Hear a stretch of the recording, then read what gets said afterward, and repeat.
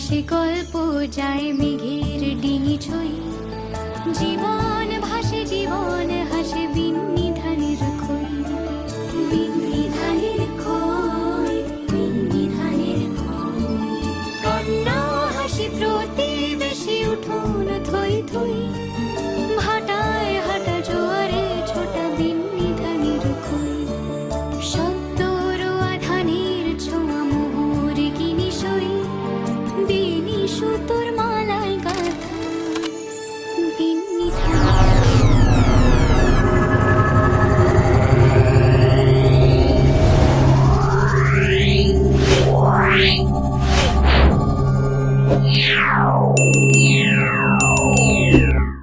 বন্ধুরা দেখো, এখন রান্নার আয়োজন শুরু করে দিয়েছি। তো হাজব্যান্ড নিয়ে এসছে চিংড়ি মাছ আর সবজি কিছুটা কেটে নিয়েছি। আলু পটল হবে, চিংড়ি আর করলা ভাজা। আপাতত এইটুকু গুছিয়ে নিতে পেরেছি, পরে বাকি যদি অন্য কিছু করি সেটা শেয়ার করব। তো এই যে দেখো, এখন হচ্ছে চিংড়ি মাছগুলো সমস্তটা বেছে নিচ্ছি। আর পিছনে যে কি একটা সিট থাকে না কালো মতো, সেটা দেখছি আজকে সাদা।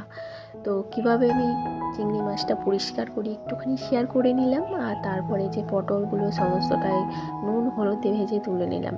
নুন হলুদই ভাজলে জানো তো পটলের তেলটাও কম লাগে, আমি দেখেছি লক্ষ্য করে। কিন্তু শুধু যদি পটলটা ভাজি তাহলে কিন্তু অনেকটাই তেল লাগে। তো ওই তেলের মধ্যেই করলাটা ভেজে নিলাম একবারে, মানে ভাজাভুজির কাজগুলো আমি কমপ্লিট করে নিচ্ছি আগে, না হলে লাস্টে করলে কড়াইয়ে তেল থেকে যায়।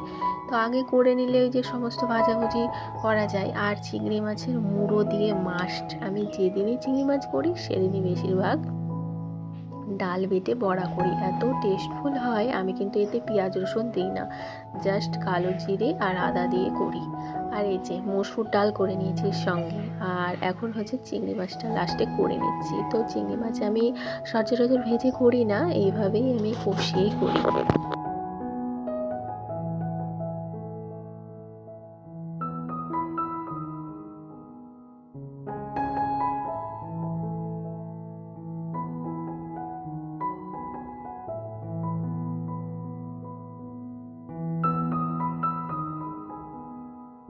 বন্ধুরা রান্নাবান্না করার পরই সমস্ত রান্নাবান্নাগুলো তোমাদের দেখিয়ে দিলাম, না হলে না আমি ভুলে যাই।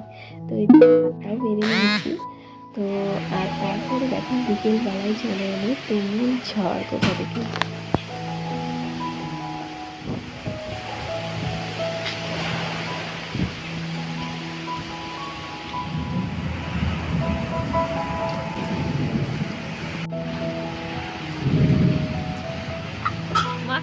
আর এই যে কোথা থেকে ঝড় এসে আমার বিছানাপত্র একদম নোংরা করে দিয়ে গেল, তাই আবার পুনরায় ঝেড়ে নিচ্ছি।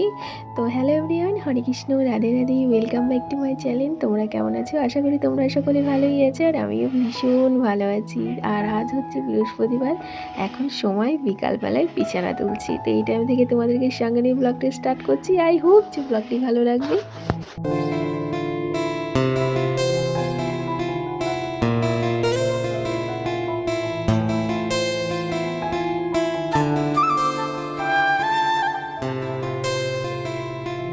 বন্ধুরা এক ঘরের বিছানা ক্লিনিং করে আর এক ঘরের বিছানা ক্লিনিং করতে লেগে পড়লাম, না হলে ওই যে দুই ঘরই নোংরা করে দিয়েছে ঝড়ে। এবার এতটা কিচকিচ করছে, না ঝাড়লে শোয়া যাবে না, তাই আর কি পুনরায় বলতে পারো কাজ বাড়িয়ে রেখে দিয়েছে, নইলে তো এই কাজগুলো হয়েই ছিল।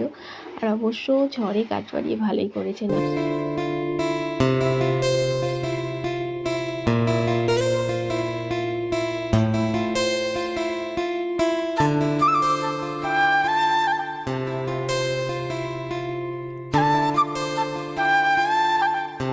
বন্ধুরা দেখতে দেখতে ভিডিও শেষ পর্যায়ে পৌঁছেই গেলাম।